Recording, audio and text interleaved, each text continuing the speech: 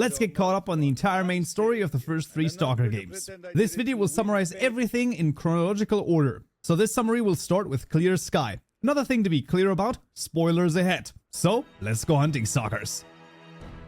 Following the 1986 Chernobyl disaster, an exclusion zone was set up. However, after a second disaster in 2006, the zone was then expanded and now includes a roughly 60 square kilometer wide area. After the second disaster, animals and plants started mutating and the area was under lockdown by the military. However, because strange, useful and most importantly valuable artifacts were to be found within the zone, people started to populate it. Nowadays, multiple factions vie for control like Duty, Freedom and Monolith. How there's still a lot of research done, little is actually known about how the zone operates. Stalkers, who are mostly unaffiliated with people residing within the zone, are hunting for artifacts. These hunts can get quite dangerous due to devastating anomalies within the landscape and powerful radioactive emissions from the zone. And after this short backstory, let's take a look at Clear Sky.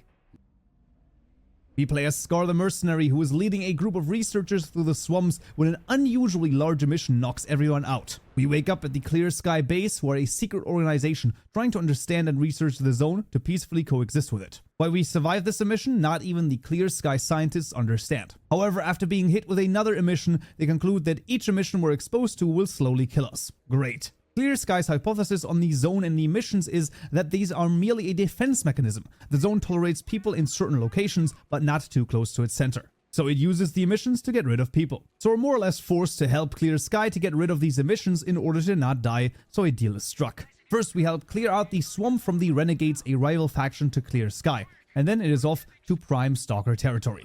After clearing the swamps, our mission is to find a group of S.T.A.L.K.E.R who are getting dangerously close to the zone's center. They even get past some defenses like the Brain Scorcher, which would usually just turn people into zombies. A powerful local trader called S.T.A.L.K.E.R offers this information in exchange for some help with a local dispute. The military has supplied some bandits, which led to 2 S.T.A.L.K.E.R being taken as hostages. The only leverage the S.T.A.L.K.E.R have is the commander. Using some lead persuasion, we come to an agreement in this dispute that almost everyone is happy with. Except the commander's friends. Oh well. S.T.A.L.K.E.R tells us of a S.T.A.L.K.E.R named Fang who was asking for strange electronic parts. He can be found at the garbage. Now this is partially bandit-controlled territory. Dispatching the bandits also means freeing those 2 S.T.A.L.K.E.R. Awesome. Continue along to the Dark Valley in search of Fang, we run into Freedom's base. Before speaking to the leader, we do some side missions for Commander Lingov. This guy, in the end, actually turns out to be a traitor supplying bandits with vital intel. This problem, however, is quickly dealt with as the bandits don't really trust this rat and dispatch him quickly instead of protecting him. After helping Freedom, the leader gives us the coordinates of Fang's PDA, which seems to be coming from a small S.T.A.L.K.E.R camp, specifically down these stairs, but suddenly... and these bandits rob us blind, taking away all our money and gear, so either spend it all or you'll lose it. With Fang's PDA, however, it is finally revealed there was a group of S.T.A.L.K.E.R that went all the way to the center of the zone. The issue is, if we don't stop these S.T.A.L.K.E.R, the emissions the zone releases might just end up destroying everyone and everything within the zone and possibly beyond. Okay, we have to stop them now. With coordinates for a stash, we make our way towards the Agroprom Research Institute, which serves as a Duty base. Duty is eager to help in exchange for helping us with their mutant problem. Flooding the lower levels of the underground tunnels with water will deal with that, and it will also serve as a way into the underground research center. After flooding everything, the stash contains some more information. This group we're hunting is led by S.T.A.L.K.E.R, who wants to continue to lead more and more people into the center of the zone in search of super rare artifacts. However, as said before, we cannot let this happen. Our next destination is Lake Yanter, where S.T.A.L.K.E.R was last spotted. The researchers there, mainly Professor Zakharov, offers some information. S.T.A.L.K.E.R has gotten a psi emission blocker, which helps him get close to the center of the zone, even past the Brain Scorcher. Equipped with a prototype, S.T.A.L.K.E.R visited a nearby factory, however it was hit with a powerful emission. First, we find some documents on these emissions, and with them, Zakharov concludes that the issue is a man-made device whose cooling system is starting to go faulty. We then help some S.T.A.L.K.E.R to fix this cooling system, all while a bunch of zombies are attacking this place. These zombies is what happens when people get hit with a psi emission without wearing protection. Not a pretty sight to see. After repairing the cooling system, Professor Zakharov relays to us S.T.A.L.K.E.'s coordinates. He's heading to the Red Forest, and so we follow. Close on S.T.A.L.K.'s tail, he blows up the tunnel entrance towards the Chernobyl NPP, meaning the only way to get there is through Limansk, which is only accessible via this crane bridge, controlled by bandits. Great. Lebedev tells us of an old S.T.A.L.K.E.R named Forrester who might be able to help us get to Limansk. He lives deep within the Red Forest in a small base. And indeed, he does have some leads. There's a transmission of S.T.A.L.K.E.R near Limansk, however they have been trapped in an anomaly. And to get them out, we need to retrieve an artifact for Forrester, which helps us guide these S.T.A.L.K.E.R out of the anomaly. In exchange for the help, they will lower the crane from the other side, allowing everyone to cross and finally enter into Limansk. Limansk is full of bandits and other factions fighting in urban warfare. One major faction, which seems to be very well armed, is Monolith. They seem to have a lot of people behind them as well. As we're slowly advancing, we're helping mow down more and more Monolith guys until suddenly the military shows up with a freaking helicopter. Getting rid of this helicopter has us dash our way to the Chernobyl NPP. Now on those bridges, our goal is to use the Gauss rifle to shoot S.T.A.L.K.E.R in order to disable his side protection. And that is exactly what we do when...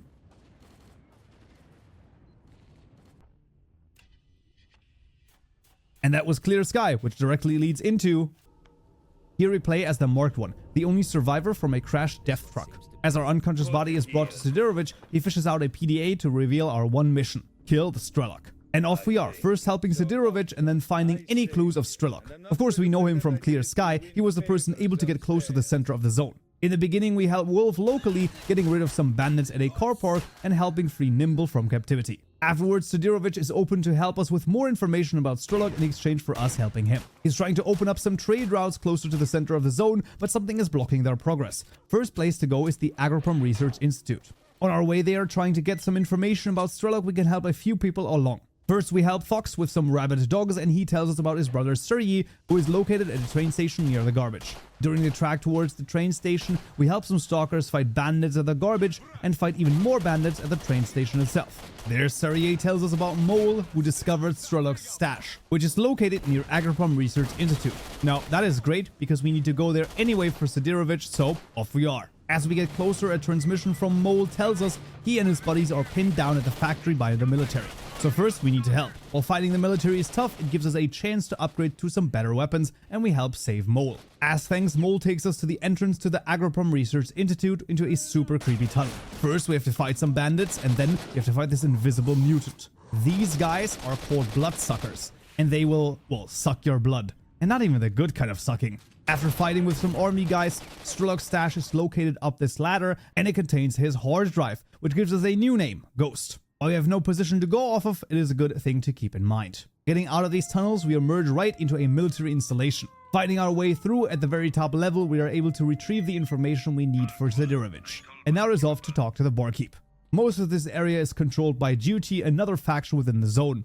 But due to S.T.A.L.K.E.R vouching for us, we're let through and we can hand over the documents to the barkeep. Even after those, we need even more documents now from Lab X18, located in the Dark Valley. For that laboratory, we need 2 keys, however. While the barkeep has one, the other one is kept by Boar, who is luckily also located in the Dark Valley. The barkeep also tells us about what is located at the center of the zone, the Monolith, or the Wish Granter, a powerful entity which, when reached, will grant any wish.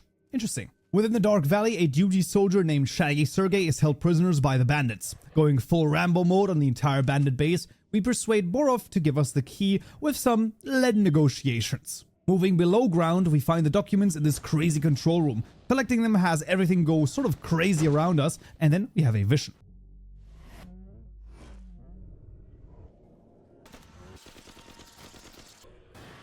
I cut this short a little bit because it doesn't really show anything else but a guy mowing down a bunch of rats near Chernobyl NPP, but now that we have these documents, we can take them once again back to the barkeep. He tells us of Lab X16, located near Lake Yantar. This is where some scientists are doing experiments, so let's go. Moving towards the lake, we have some mercenaries trying to kill us, and they even have some scientists pinned down. Finally, at the research center in Lake Yantar, we talk to Professor Sarkov, who tells us that we need a special side protection advice to enter Lab X16. After helping take some measurements, we'll get the prototype to enter the lab. Inside, we have to turn off a psi-emitting device, which is a huge brain in a vat. And after turning it off, we get another vision. I'll let this play with minimal cuts. Why didn't you explain what you are going there for? And where did you get this photo from? You only knew where I've just been and what I saw. One day you'll finish badly, S.T.A.L.K.E.R. Where will you go now? To the north. Interesting. We must be hot on S.T.A.L.K.E.'s tail if we are getting visions from him. We get rid of this controller mutant and find Ghost's body. An audio log of his tells us about Guide and Doc, one of which for sure knows where to find him. So after talking to Guide, he tells me to meet Doc at S.T.A.L.K.E.'s stash, which I promptly revisit just to receive a not so pleasant surprise. And then Doc talks to us. S.T.A.L.K.E.R, come on, man, wake up. Okay, so there we have it. We are S.T.A.L.K.E.R. For some reason, our job is to kill ourselves. Now this is strange. Doc tells us how to find the secret of the zone. So let's continue on this path. Our next mission is to go through the Red Forest and deactivate the Brain Scorcher. First, some Freedom Soldiers try to stop us, but they are no match until the next bunch of guys stand in our way, which are Monolith. All along the road towards the Brain Scorcher, dozens of Monolith guys are guarding and trying to stop us, but none of them do. As we advance towards the Brain Scorcher, our vision gets strange. We start seeing things. This must not be healthy. But we press on. Inside the lab, we descend down and go straight for the control panels that deactivate the Brain Scorcher. And after deactivating it, another vision comes upon us. This time of the Wish Granter. We fight our way out of the complex because a bunch of Monolith guys show up, and even outside, the army is involved too. It seems like everyone is racing towards the center of the zone now that the Brain Scorcher is deactivated. We enter Pripyat and meet a group of stalkers slowly advancing towards the Chernobyl NPP. At one point, we split from the group and find the statue with information on the secret door within the sarcophagus. Entering the sarcophagus, a strange voice whispers into our ear, but we must find the hidden door. This door leads to a secret lab with a bunch of Monolith guys just waiting for us. And towards the end, we find a strange room with these coils, looking like they're projecting a hologram of the Monolith. The Wish Granter? Of course, we destroy these. And then... We are the result of an experiment aimed at creating a super consciousness called sea consciousness. The consciousnesses of 7 volunteers were connected during the experiment, leading to the creation of the super consciousness that is us. Unfortunately, we made a mistake, and our interference spawned the zone, which we have been trying to contain ever since. However, that is not all. Every time someone reaches the center of the zone, In order to fulfill some wish, we acquire control over his consciousness and program him to a specific mission. A mistake was made, and your mission was to kill yourself. with the option to join Sea Consciousness, which we obviously decline, and are teleported outside of Chernobyl. Fighting our way through many Monolith soldiers again, we end up teleporting one last time and making it to the basement where the original 7 people are stored in tanks. And then we put an end to Sea Consciousness. In Call of Pripyat, we play as Major Alexander Dektriev and are sent to the zone to investigate the failure of Operation Fairway, a military operation launched to take full control of both the Chernobyl NPP as well as Pripyat and the surrounding areas. Our first mission is to investigate the crash sites of the 5 Stingray helicopters that have crashed. While some of the locals offer some assistance, help, and some missions, a pivotal figure instead of Skadovsk is Beard, the bartender. In our first mission, we meet up with Gruz near a bloodsucker nest. Together with him, we get rid of 2 bloodsuckers, but navigating down to the basement, there are a good 12 bloodsuckers, luckily sleeping. For now, we leave them there, but they have to be dealt with. As we get out of the basement, we are right near the crash site of Stingray 5. Sadly, there was nothing of use there. Not too far from this crash site, we can find Stingray 2, which has some useful information about the surrounding area. On a small plateau, we find Stingray 3, which includes evacuation positions. This will surely come in handy. We continue towards a bridge where a military convoy was abandoned. Within one of these cars, we have access to a gas to completely wipe out the bloodsucker nest. So of course we do this mission for Beard, taking the gas canister to the valve and decimating these mother fricks. After that is dealt with, we move on to Yanov Station, as that is near the crash sites for Stingray 1 and 2, as well as an evacuation position. Towards the south of the map, we find Stingray 1 beyond a field of mines. Luckily here, the black box is still intact. And as luck would have it, I know just the guy. Back at Yanov Station, Nitro tells us that he can decrypt the black box. And the message is as follows. Stingray 4, come in. Attention Stingray Group. This is Stingray 1. The emergency evacuation position is B28. I repeat, B28. And it confirms the location that we need to reach is B28. Well, this is great information. For this, we somehow need to get to Pripyat. So it's true, it's finally calling for us. Pilot, a local guide, tells us that the only way to Pripyat was a tunnel beneath the Jupiter plant long ago. But these are supposed to be shut. However, it is the best lead we have. So we find some documents which are speaking of a sealed underpass which is filled with a bunch of gas. Within the Jupiter plant, we also find the crash site of Stingray 4, and finally, within the last office, we find some more documents saying... If we activate the generator, we'll be able to open the transportation lock.